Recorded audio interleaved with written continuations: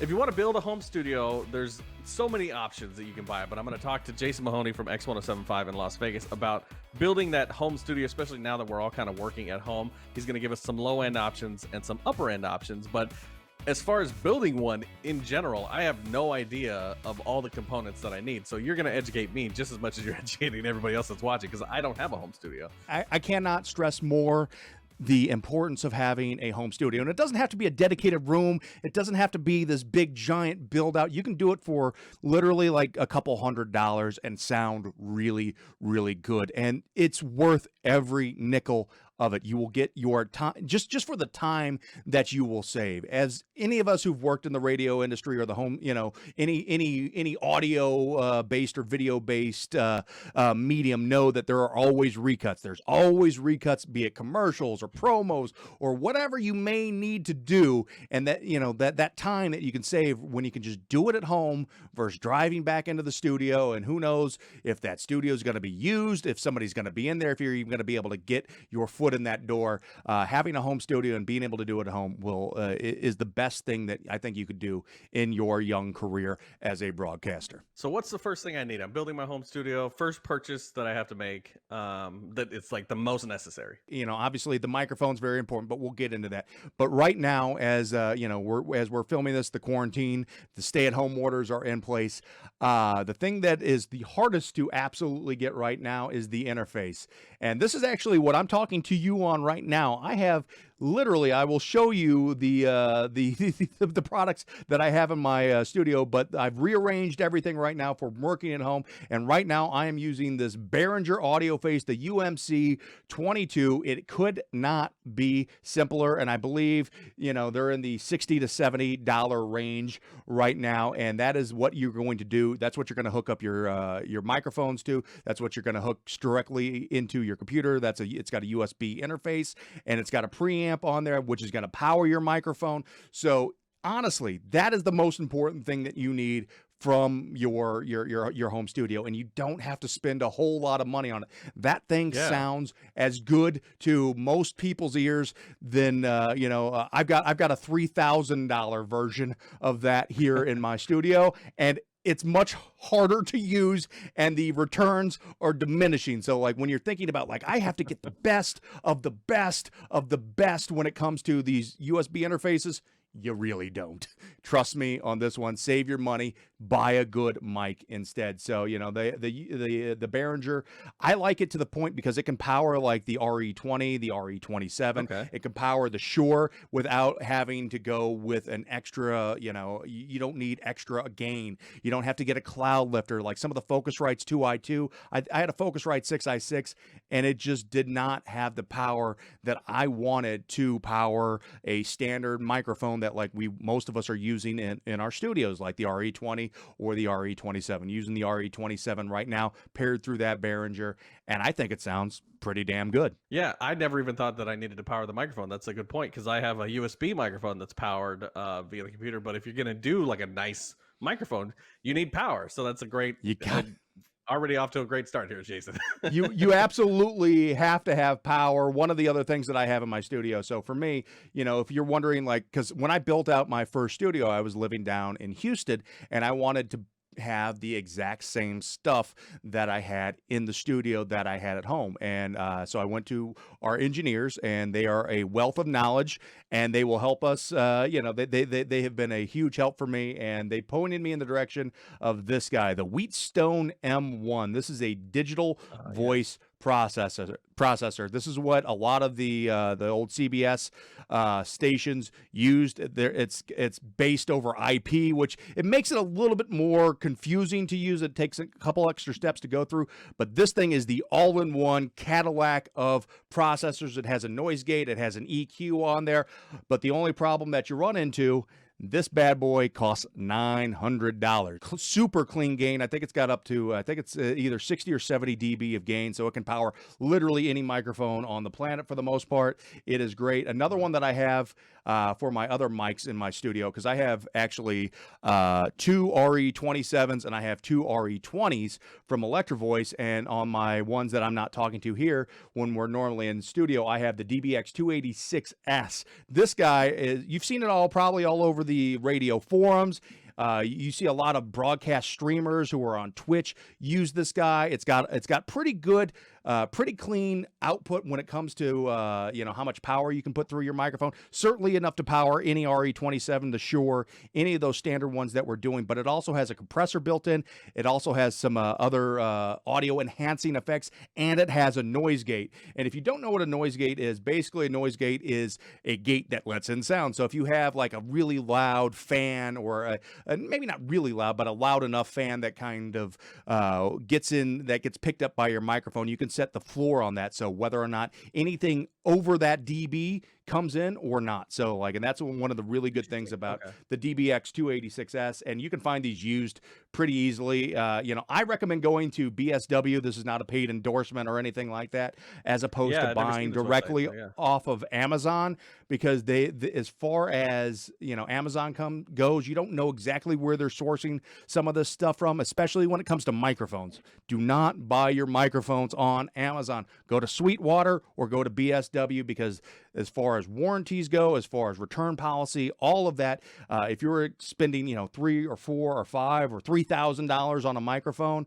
or a you know, a couple $100 on there for a processing unit, you want to know where it's coming from, and you want to be able to return it, and it's not just a fly-by-night style you know, Amazon seller. For all me, the links to these are going to be, by the way, in the description. So if you are linking to these, you're going to hook me up with those links, and I'll put them in the description so you can go directly to BSW and get them yourself. So I'll tell you one that you do not want to be, you do not want to buy. So when I was building up my home studio, I wanted to buy the best everything. So I did a ton of research, did all of this, and ended up with a Manley Voxbox tube channel strip. This thing retails for $4,500. It sounds amazing. It's tube based. It is what musicians around the world love. It is one of the best channel strips and amplifiers for the bass, if you're a musician, that you could ever do. But you do not need that. You do not need, trust me, you don't need it. You don't need it. Don't do it. Don't do it. I have one. I use it on occasion. You know, I have it paired because when I didn't return it, you kept it. No, I still got it. And I didn't pay quite that much, because that is the one thing that I did buy used, but I still paid about $3,000 for that Manley Voxbox. That was new. That was just an open box. But it's as far as like your needs for an actual broadcast studio, that is so much overkill. All right, next thing I got to buy. Obviously, we've got the amp for the microphone. I'm assuming the microphone's the next most important thing. Yes, the microphone is very, very important. And you know, the microphone that we've seen in 1,000 different radio stations all across the country, the Electro-Voice RE20. This originally was a microphone that Electro-Voice built for like kick drums. You know, this is basically, you know, because it has this interesting, the proximity effect. I don't know if you are, we don't use a whole lot of microphones that have proximity effect.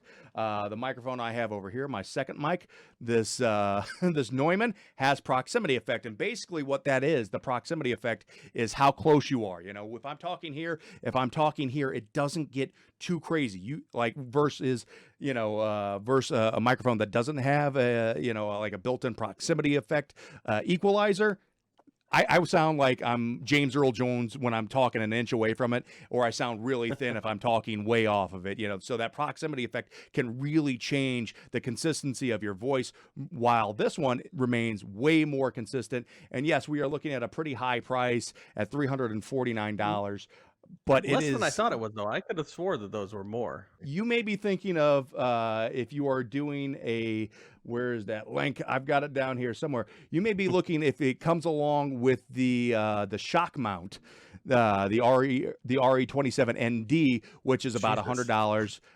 That's hooked up to a lot of the you know, the arms, the broadcast arms, but that actually is a really good investment for mics if you were going with the more hanging style arms for your broadcast setup, because like I don't have that. I'll show you what I have here shortly, but you can go, hitting the desk, that comes through the microphone. So yeah, it's whereas the shock mount will certainly it certainly absorbs a lot of that vibration, and I do think is a worthwhile investment. For newer broadcasters, or if you have it for guests. The reason I don't have it on mine is because I like the little lower profile, and I've learned not to hit my desk very often. The next microphone, the one that I am using right now, I think this is one of the prettiest. It looks just like the RE20, but this is the RE20 RE27ND. This one's about $50 more, coming in at $449. You can tell a little bit shinier, like nickel plated exterior, so it looks a little bit shinier. Looks almost like it's chrome plated. But the reason I prefer this one for my particular voice is that it is a little bit brighter. So this one cuts through some of the mud, as we like to say. So I like this on my voice a little bit better, and you can go to a place like Guitar Center and do some side-by-side comparisons, or if you want to see what sounds best for you if you don't have one of these in your radio studio as well. The best microphone in the world, in my opinion, this guy right here, the Neumann. Really? Oh God, this thing is unbelievable. It will pick up a mouse farting. That is how sensitive this microphone is. The Neumann U87AI. I mean, this thing is a industry standard. A lot of popular music is made on it. I mean, if you used to watch Howard Stern back in the 80s. Or in the 90s, early 90s, when he was on E, you would notice that was the microphone that Stern was using. He's moved on to a derivative of it. I think the 103, which is a little bit cheaper, but the footprint of it is smaller, because this is honestly a very big mic. I love this microphone to death. So anytime if I'm doing like an audiobook recording, or if I'm doing something that is like, if I'm doing station imaging, or if I'm doing other voiceover work that's not my day-to-day broadcast stuff, that is the best mic in the world. But you do not need that if you are doing a podcast, if you're doing a radio broadcast, if you're doing any of that. That is complete and utter overkill. I do not recommend it for that. For that, you don't need it to do this. That was a vanity play on my part. I love it, but you do that a lot. It seems like. Yeah. But you certainly do not need it. That is the best of the best if you're looking to buy the best of the best. But I'm telling you, you don't need it.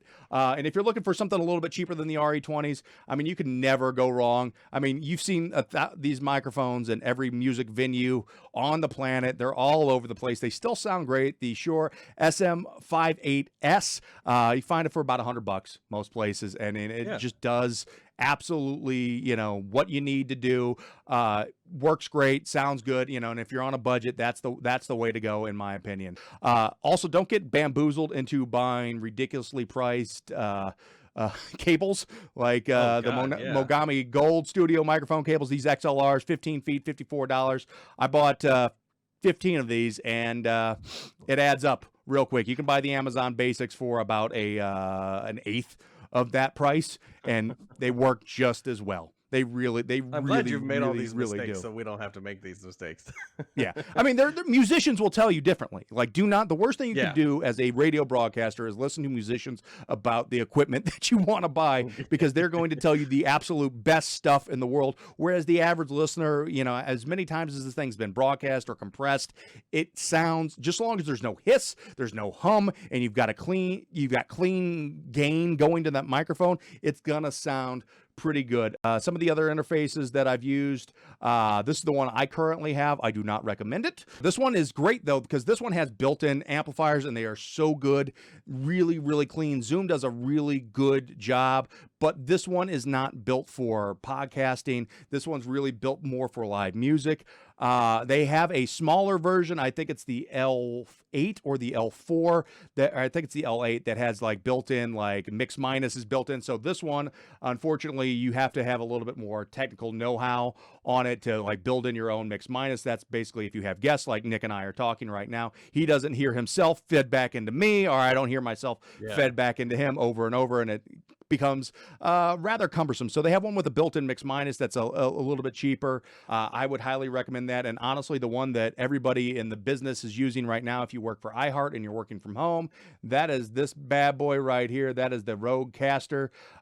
It's basically the same price as what you're going to see from some of the other ones like the Zoom L12, but this one was built for podcasting. So I would, if you absolutely want to buy a board where you can have control over all your channels, that is the one I would recommend over the Zoom personally, just because that one is plug and play.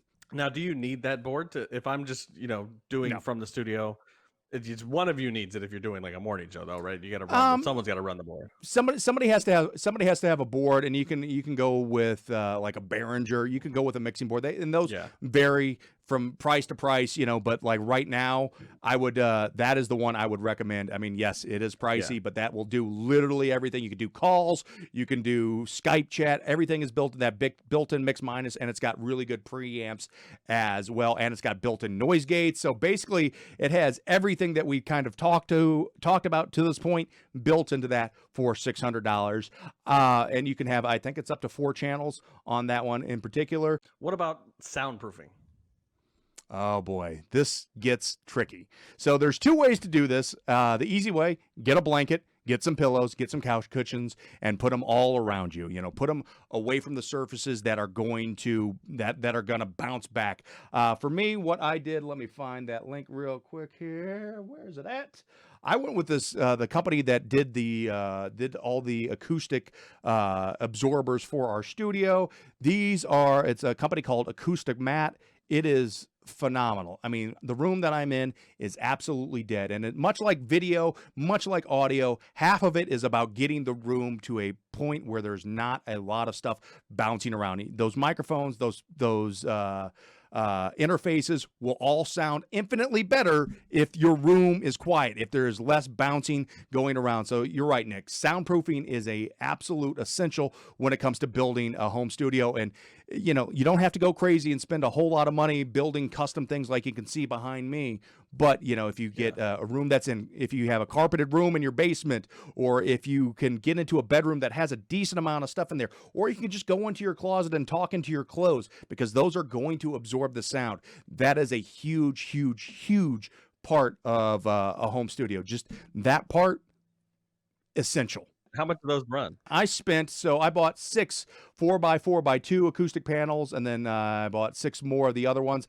I spent $1,500 plus shipping, because shipping is actually pretty high on those because they weigh a lot. The material that they build, like the Corning, whatever the material that they put inside of it, is heavy. So they had to drop that off at my house with a tractor trailer. They had a tractor trailer and like one of those little mini forklifts to pull it off of the truck, because it weighed, I mean, close to 600, 700 pounds. It was very, very, very heavy for that. So, that $1,500 is expensive for, soundproofing a room, but you cannot go wrong with, whatever way you decide to do it. Blankets, carpet, pillows, all of that. Just put it on surfaces, hang up quilts, put them in front of you.